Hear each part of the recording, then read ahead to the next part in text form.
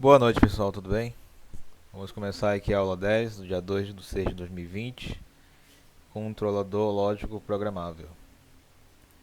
Bom, vamos aqui continuar vendo nosso assunto, né? Veremos aí a revisão da aula de ontem e continuar aí com a linguagem ladder ou ladder. Bom, ontem nós vimos aí basicamente esses pontos, né? O diagrama ladder, linguagem semelhante a sistemas elétricos, né? Onde temos o seguinte. Ontem vimos aí basicamente que um diagrama ladder ele é semelhante a um circuito, né? Pessoal aí de circuitos, eletrônica digital. Até comentei que vocês vão sentir mais facilidade e é uma coisa bem analógica, né? Análoga, quer dizer, desculpe, análoga ao que vocês já viram, né? E não é por acaso que isso acontece, porque quando foi feito, né, o pacto, né, o IEC 611 31 dígito 3, foi tudo padronizado, né? E uma das preocupações dos criadores, né, dos projetistas, foi justamente parecer com que fosse circuitos elétricos, porque quem manipula, quem manipulava na época, né, eram técnicos e engenheiros. Então, para eles não sentirem tanta dificuldade, né, com o paradigma, eles continuaram aí adotando semelhanças aí com a parte de circuitos, entre outros componentes. Vimos aí também algumas vantagens e desvantagens, né? Dentre as quais a gente pode citar justamente que o raciocínio lógico na elaboração de um comando feito com relés é semelhante ao de circuitos. Então, por isso que é feito dessa forma, né? Então, também a gente pode ver como uma das vantagens, né, os símbolos padronizados, que é mundialmente aceitos pelos fabricantes e usuários. Lembrando que antes cada fabricante fabricava fazia do seu modo, né? E acontecia aquelas situações em que quando a fábrica precisava trocar de CLP, ela tinha que investir novamente nos seus funcionários para que eles pudessem manipular, atualizar e mexer, né, nos CLPs novos. Bom, há outras vantagens, né, mas vamos ser mais breve possível, né. Quanto às desvantagens, uma delas aqui é que a sua utilização em programas extensos ou com lógicas mais complexas é bastante difícil. Então, como foi falado ontem, né, dependendo do que você quer fazer, é interessante que você saiba os caminhos, né, saiba qual a abordagem melhor para ser feita a programação. Então, vimos aí também ontem lógica de contatos, né, que é basicamente fechado ou aberto. No caso, são coisas complementares, né? A gente vai ver mais detalhadamente, talvez amanhã, circuitos combinacionais no qual a gente vai ver como é formado, né, a parte de projetos, no caso. Você vai ver como é formado a análise, né, do problema e passa aí para a linguagem ladder, para diagramas, né? Então, amanhã ela vai ser bem interessante quanto a isso. E tem uma coisa que eu estava verificando também, é que as nossas aulas vão até o dia 10. Então, temos aí basicamente alguns dias. No caso, temos hoje, até sexta mais 3 dias. Então, a gente tem mais 5 dias aí, pessoal, de aula. Lembrando que A gente perdeu algumas aulas no início, mas como eu falei, né, desde microcontroladores e microprocessadores, que a gente está vendo basicamente a teoria e tem um mundo aí de prática ainda. E essas práticas serão feitas quando nós retornarmos. Quanto ao retorno, a gente vai ter outras reuniões aí com a coordenação, mas talvez a gente volte antes aí do que foi estipulado pelo calendário, né? Mas logicamente que ainda serão feitas reuniões para ver se isso é possível, né? E de antemão vou logo avisando que é, a FUCAP já está se preparando para receber, né, os professores e alunos e tomando as devidas é, protocolos de segurança, né? E logicamente não vai voltar todo mundo ao mesmo tempo. Vai ter aí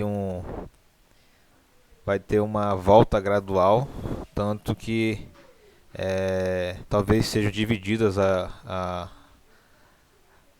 nossa turma, né? Mas a gente, por exemplo, somos 48, vai uma porcentagem só vai ser eleita e a gente vai até terminar os experimentos, beleza?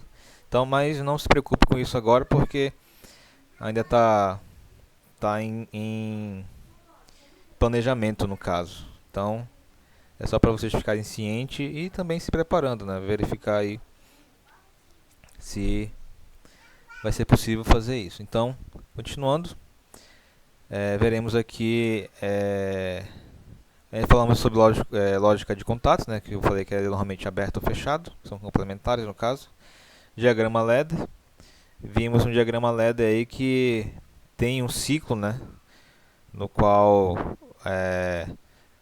você faz a leitura dos status de todas as entradas e armazena na memória. Depois, lê as entradas na memória e executa o programa no o programa armazenado as saídas da memória e atualiza todos os dados e faz esse ciclo, basicamente. Vimos também alguns símbolos, né, básicos. Também a gente vai ver isso mais detalhadamente com os circuitos combinacionais. E nós vimos aí a parte introdutória aí das funções, né, essas funções lógicas. Vimos a função AND, função OR, função NOT, função NAND, função NOR e o exclusivo, o XOR, né? Eu vou reforçar isso amanhã, né? Que ontem alguns colegas, eu acho que estavam com dúvida, eu também deixei em dúvida vocês também, mas amanhã a gente vai entrar mais em detalhe com isso daí para acabar com todas essas dúvidas. Amanhã veremos aí também alguns exemplos já envolvendo parte de projetos e eu acho que é basicamente isso, né? Beleza? Bom, continuando aqui com o assunto, né? A gente vai continuar do ponto de ontem, né? No caso, a gente parou aí na função ou exclusivo. E aqui vai começar uma mescla, né? Temos aqui a lista de instruções que eu já mostrei para vocês aí na aula da semana passada. E, como eu falei, né? São mnemônicos, ou seja, são semelhantes à linguagem Assembly, na qual cada sigla aqui tem uma ação, né? São mnemônicos que representam as funções do diagrama ladder. É uma forma alternativa de entrada do programa no CLP. Cada padrão, né, é semelhante. Como eu falei anteriormente, né, o padrão IEC 61131 dígito 3, ele padronizou toda essa parte do CLP. Então, há algumas variações, só que a ideia continua a mesma. No caso aqui, temos aqui esses três padrões. E no caso, as operações, né? Eu já tinha mostrado isso para vocês, mas é bom a gente dar uma olhada novamente para poder nós não nos perdermos aí para frente. Então, temos aqui essas colunas que são, né, as linhas, os comandos. E no diagrama LED tem aqui a sua equivalência, o que ele vai fazer. Então aqui temos LD, que é o load data, né, que começa um ramo com contatos abertos. Tem esse LDN, que é o load Load not, começa com ramo com contatos fechados, ou seja, é o contrário, né? Vocês podem ver que é o contrário sempre, é o oposto, é o barrado. Temos o end, que é um elemento em série com contatos abertos. O end not, que é um elemento em série com contatos fechados também, mesma coisa. Temos o or, né? Elemento em paralelo com contatos abertos, e o or not, um elemento em paralelo com os contatos fechados. Então, no diagrama ladder, ele já tem aí, cada um tem o seu significado, enquanto que a operação também. Para a operação, para a lista de instruções é uma coisa, para o diagrama de ladder é basicamente isso aqui, pessoal. Então, e temos aqui o ST, né, ou out, que é a saída, é uma saída de um ramo. Então, continuando aqui, né, vemos aqui que alguns exemplos de programa ladder com instruções mnemônicas, que é a lista de instruções. Temos aqui o diagrama equivalente, né, e os comandos. Aqui LD, que é load data, né, carregar dado na x400, entrada no endereço x400, e end, que no caso são essas duas portas, né, x401, end com o endereço x401, e aí temos o out, que é a saída para o endereço y430. Então, só fazendo esse paralelo, né? Temos aqui também outro exemplo envolvendo aqui o operador OR. Load x400, entrada no endereço x400, e OR o endereço x401. E o out 430, saída para o endereço 430. Então, a gente pode ver que a gente pode fazer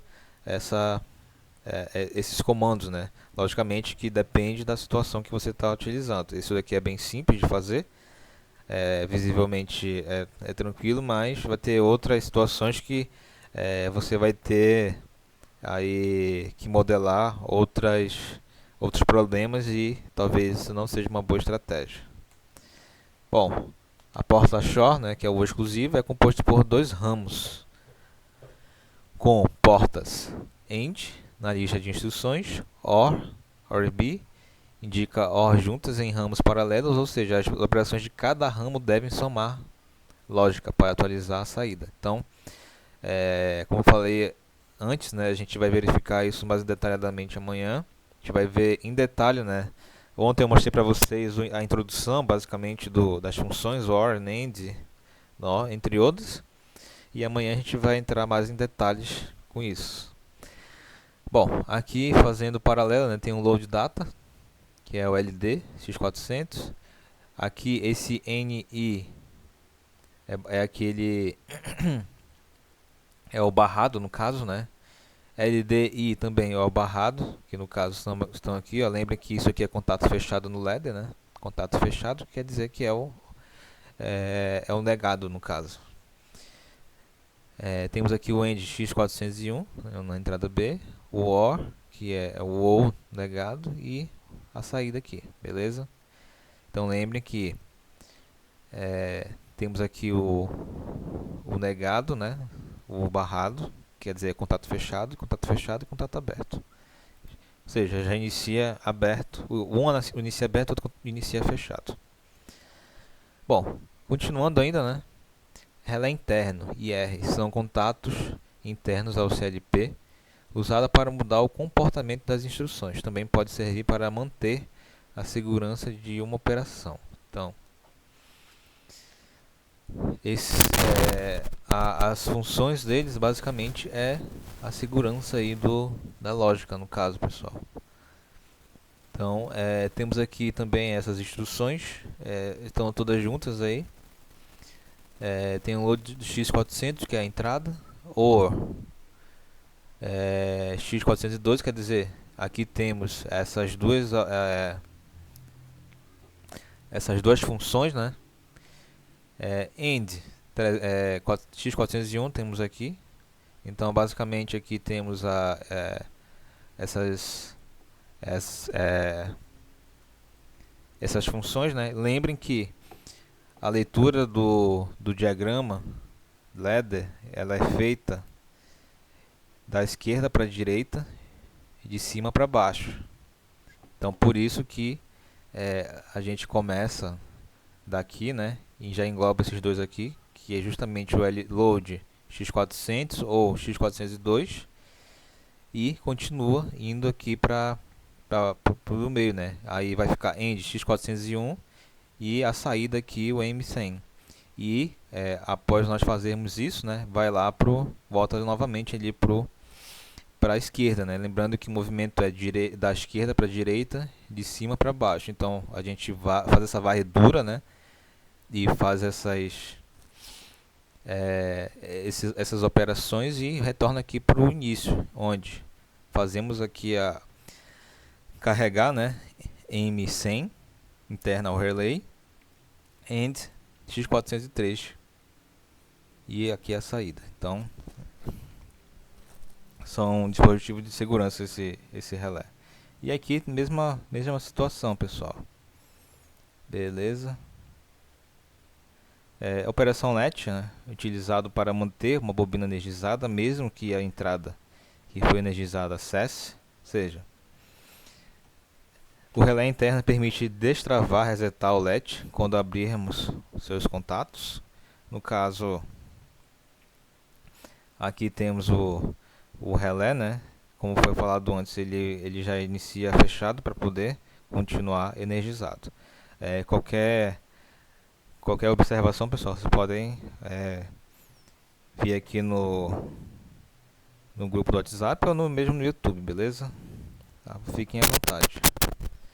Temos aqui os temporizadores TOM, são relés com bobinas que, quando energizadas, resultam no fechamento ou abertura de contatos após um tempo determinado. O tempo varia de 0,1 e 999 segundos, com passos de 0,1 segundos. Beleza? E aqui temos um exemplo, né, mnemônico aqui da lista de instruções. Temos aqui, como foi falado antes, né, da esquerda para a direita, de cima para baixo. Então, carrega x400. Aqui vai ter a saída T450. Temos aqui o K, que é nada mais do que um contador, né, temporizador.